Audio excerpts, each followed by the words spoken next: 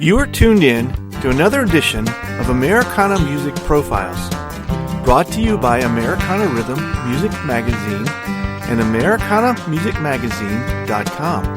I'm your host, Greg Tutwiler. Let's jump right in to the next exciting interview. The Lonesome River Band is one of the iconic pillars of the bluegrass industry. They are pioneers and innovators of some of the best bluegrass music over the last 38 years. On this edition of Americana Music Profiles, Sammy Shealor, banjo player and member of the band for the last 30 years, is my guest as we talk about the Lonesome River Band's history and their future in bluegrass music. Sammy, welcome to the podcast today. I sure appreciate you taking the call. Hey, Greg. Good to be with you, man. So, we're going to talk about Lonesome River Band, and you guys have got quite a legacy over the last, 37 years? Yeah, we're working on year number 38 right now, and it's like we were just discussing. I'm getting old. I've been in the band 30 years this year. Okay. And so it's gone through a lot of changes over the years, but it's kind of settled into a really good personnel format, and I've had the same band now for 5 years, and two of the members have been here almost 20 years. Wow. Okay. So it's pretty good core. Now, the band was pretty well established when you joined, right? Well, I mean, the band, I joined in 1990. The band started in late 81, early 82. Okay. And I joined, 8 years in, and the band had 3 or 4 albums out at that point. Okay. And maybe 4. And but it seems like when I joined also at the same time, Dan Kaminsky and Ronnie Bowman joined the band. Well, actually, Dan had been there for a couple of years. Okay. And then Ronnie joined the band.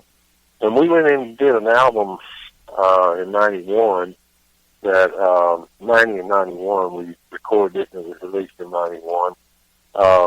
That kind of, the combination of those 4 people just really worked vocally and instrumentally. And yeah, we went in to record an album that was the most traditional sounding bluegrass album we were capable of doing. That was our goal. Yeah. And in doing that, we ended up getting on a sound that nobody had ever really done before. Huh. And it caught hold, and that's what kept me out here doing this for 30 years. Yeah. Did you have any thoughts at all that you'd be with the same band 30 years later? Well, I mean, at that point, I was 27 years old. You don't think about that stuff a whole lot. Yeah. I've been on the road for 43 years, and basically my career has spanned 3 bands in 43 years. Okay. And, so I had figured, I would ride it as long as it lasted, and so far it's held on and lasted for 30 years. Yeah. Well, and have become one of the, certainly one of the, if I can use this word, top-tier bluegrass bands, certainly one of the more recognizable ones out there. A lot of bands don't get to last 37 years. If they're lucky, they, get 10 or 12 years. There's certainly some other good bands out there that have been together a long time. But what's it like being the gatekeeper of a band with the history that Lonesome River Band has? It's a lot of work. Yeah. I'm the gatekeeper, the bus mechanic, the check writer, the booking agent, the manager. I do all of those duties, and it's people say that the music business, playing music is easy. I've asked people before to go spend a weekend with me and do all the driving I do and stay up all that I do, and they'll see how easy it is. Yeah. Yeah, people only get to see the end result, which is what you guys put out on stage. And I don't think in the bluegrass industry, I think people are a little more aware of it than some of the other genres out there. But I don't think in general most people appreciate all of the extra things that you guys have to do to put that show on the stage. Well, I mean, unfortunately, the bluegrass genre is a very small genre, and we have to work even harder to get what we get in our marketplace. And there's a lot of bands vying for very few jobs, so we have to work really hard to keep the name out there, keep good recordings out there, and be ready for the stage and put on a good show every time we're called upon. Yeah, for sure. You mentioned when you guys recorded that album that kind of created the distinctive sound of the Little River Band, or the Lonesome River Band. Sorry, I knew I was going to do that, but it's good. It's good company though. The Lonesome Loser. Let's do that. Yeah. Let's get that out there. So anyway, let me back up. So when you guys were working on that album, and you mentioned that you kind of happened on the sound, did you know it then? Did you realize that you had come up with something, or did it take letting people hear that and see the response before it dawned on you that you had created a sound that would be distinctive for the Lonesome River Band from then on? Well, I think when we finally finished the record, we did it over a long period of time, and just back then you really worked hard on the vocals and worked to get everything really, really tight, and we put a lot of time in that. And when it was finished and I was able to sit down and listen to it, I knew that we had done something that was really good. I mean, I was very, very proud of it. I was proud of my performance, and everybody else on the record that had done amazing things. But we really didn't know how it would be accepted. I mean, there was just no way of knowing at that point.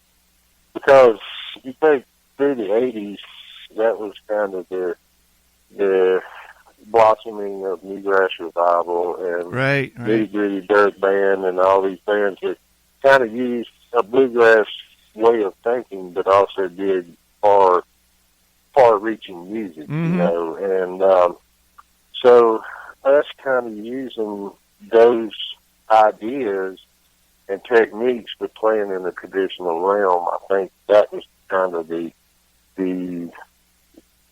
combination and the recipe that made everything different. We weren't on either side of we were kind of middle of the road between the very progressive and very traditional. And fortunately, it kind of struck the chord with the younger people, but still did not offend the older people. And that was where we were at that point. As the bluegrass, kind of as a whole, seems to be pushing more towards the progressive side of it now, have you guys been able to maintain kind of that fine line, or do you feel yourself as a band pushing more to the progressive side as times change with that? Well, we are pretty much sticking to what we do.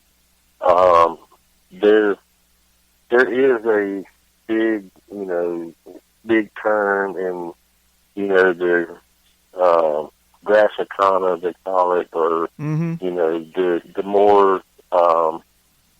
more almost rock and roll based, as far as especially in the bass line, right. The bands that are out here, Temple by Turtle, Spin Sky, and bands like that, they've developed a whole different audience, and we'll never be able to get to that audience because of our background.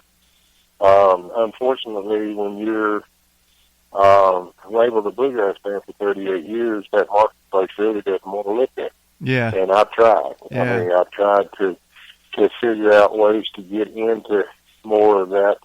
And I really, every time we do get an opportunity to play one of those festivals or shows, we go over great. Yeah.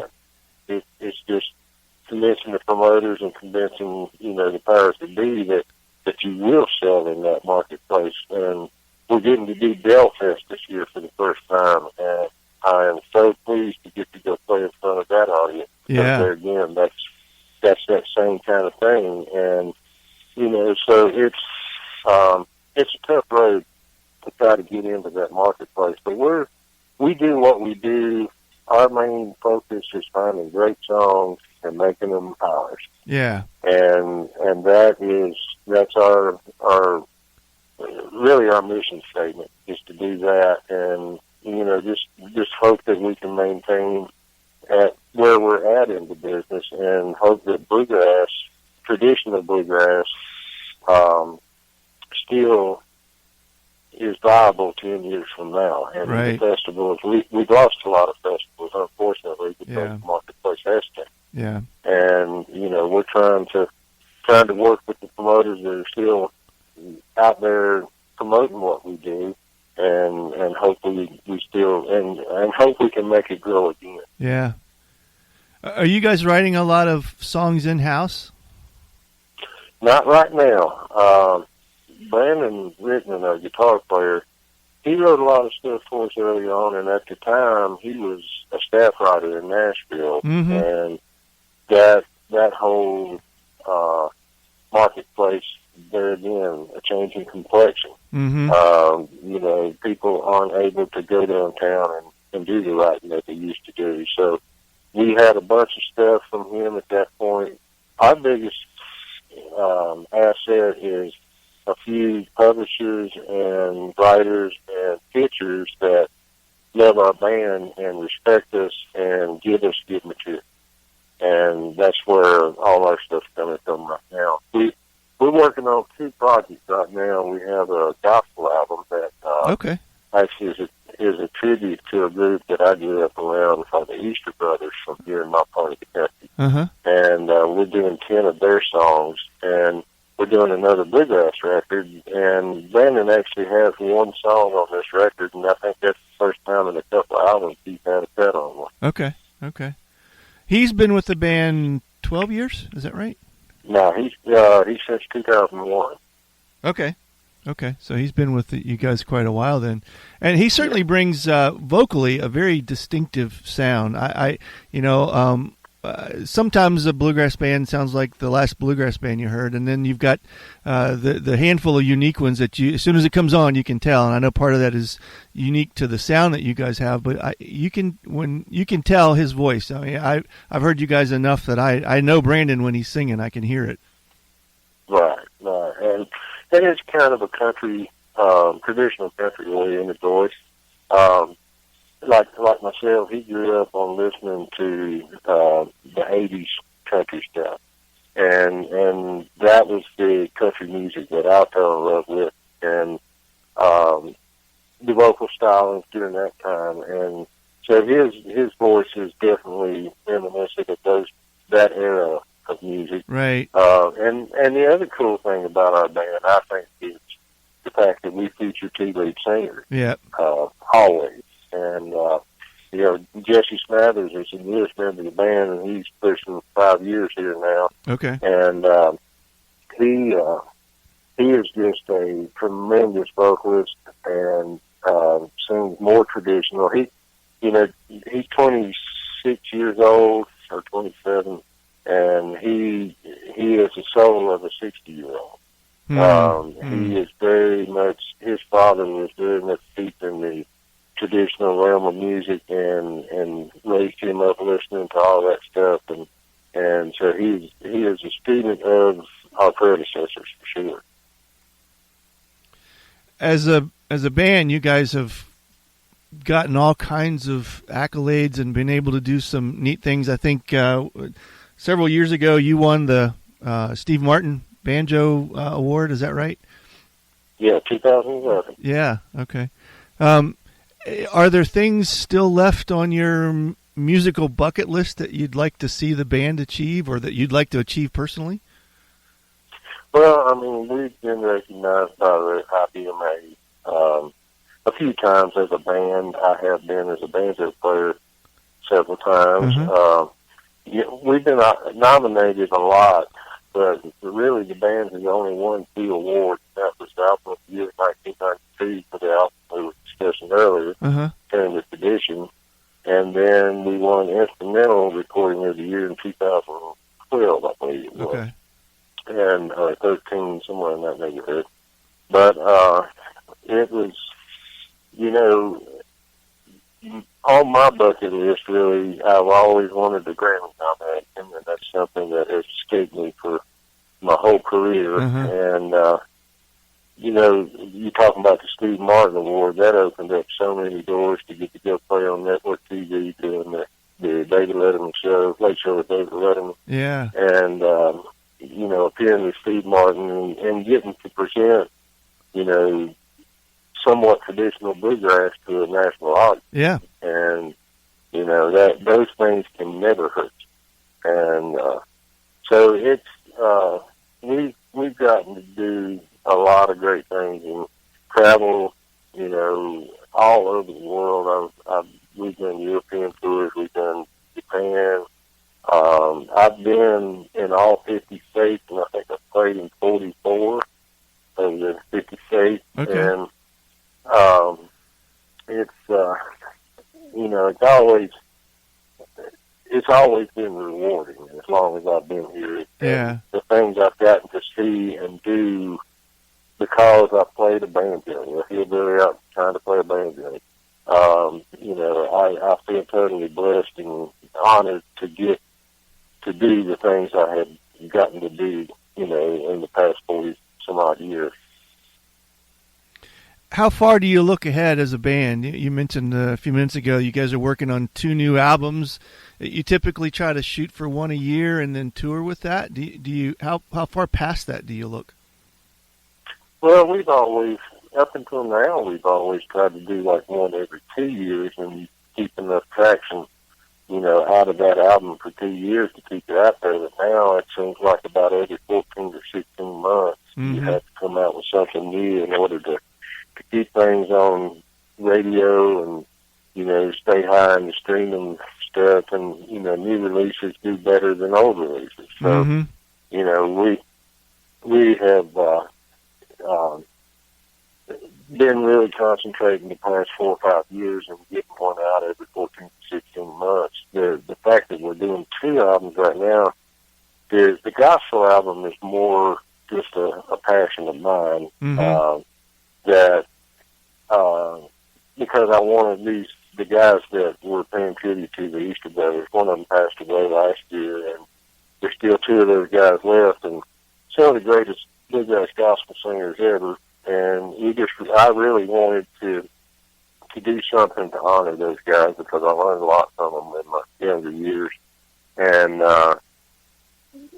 so that is not really being put out for airplay so much. It's more, and also when, you know, we're still playing bluegrass festivals that have an older audience, and when they come to the table, you'll see about every 3rd or 4th person walk up and say, "Do you have an all gospel site?" Okay. And when you say no, they turn around and walk away. Wow. You know, so it is a commerce type situation, but it's also a passion. Yeah. Something I wanted to do, and, you know, something I believe in. Do you guys individually have other things that you work on when you're not on tour? Some of the guys do. Mike Hargrove, our fiddle player, he actually is, he teaches, and he also does, he takes old factory fiddles, like Italian and German factory fiddles from back in the earlier 20th century that he finds, and regraduates. They have really good wood in them, but they're not made real well. So he regraduates the top, puts different bass bars in them and stuff, and makes really good violins out of them. And he sells those. Brandon Rickman, he's into lawn care and landscaping, and right now, actually, with our downtime, he's out putting in HVAC units in the tornado struck areas of Nashville right now. Okay, wow. And, you know, trying to help those people out. And, you know, myself, I spend so much time with the bus repair, the booking, and so forth, and I also have a 3-year-old son from that. Wow. Okay. And I do daddy daycare when I'm on the road. So that's awesome. That's 12 hours a day on my feet. Yeah. Yeah. But you were asking earlier about long range plans and so forth. I plan on doing this as long as I'm able and feel confident that I'm playing at my best. Yeah, good. And I'm hoping and praying that I've got 13 to 15 more years left on the road. Yeah. And that I can turn it over to the other guys if they want to continue on. But if I get to the point I can't play like that, at this point. Yeah. And I feel right now, musically, my hands don't work quite as fast as they used to, but they're still putting out, and my creative side is still as good as it ever was, if not better. So I feel confident I can still do this for a while. Yeah. Yeah, well, that's good. Well, I certainly have enjoyed your music. Probably one of the first bands I encountered when I got into this industry on the publishing side 15 or 20 years ago, and it's been fun following you guys, and still at the top of one of my favorite bands. And so I'm glad to hear that there's a lot of intentional miles ahead. So I wish you guys the best with that. What's the best way for folks to keep in touch, to track you with your new record and buy some of the other catalog stuff that you have? Well, I mean, we're on all the social media platforms. LonesomeRiverBand.com is our website. Okay. SammyShealor.com is my website. I have my own brand of stainless steel picks that I have, and they're available out on my website. Oh, good. And okay. Trying to push things out to the banjo players, and that's done really well for me because they're a really good product and different from anything anybody else has got out on the market. And but all the social media stuff, Twitter, Instagram, Facebook, all of that, we try to be as active as we have time to be. They can find all our music on all the streaming platforms, and that I always try to tell folks, if you buy from our website, that's buying from us. Yeah. And that's supporting the band the best you can do. Yeah. And our true fans do that, and we're very thankful for that. Yeah, good. Well, I appreciate it, Sammy. It sure has been good catching up and hearing what you guys are up to, and we certainly wish you the best this season as we anticipate the festival season getting started back up here real soon. I certainly hope so. We've lost all our March and April dates, but we're hoping May is going to get us back on the road. And it's trying times, but we're trying to be strong and not worry too much about it at this point. Yep, that's right. We're all ready and ready, waiting and ready for the corral to open so we can get back out there. It'll be a good spring and summer if we can get back out listening to some music for sure. For sure. Well, thank you, Sammy. Appreciate it.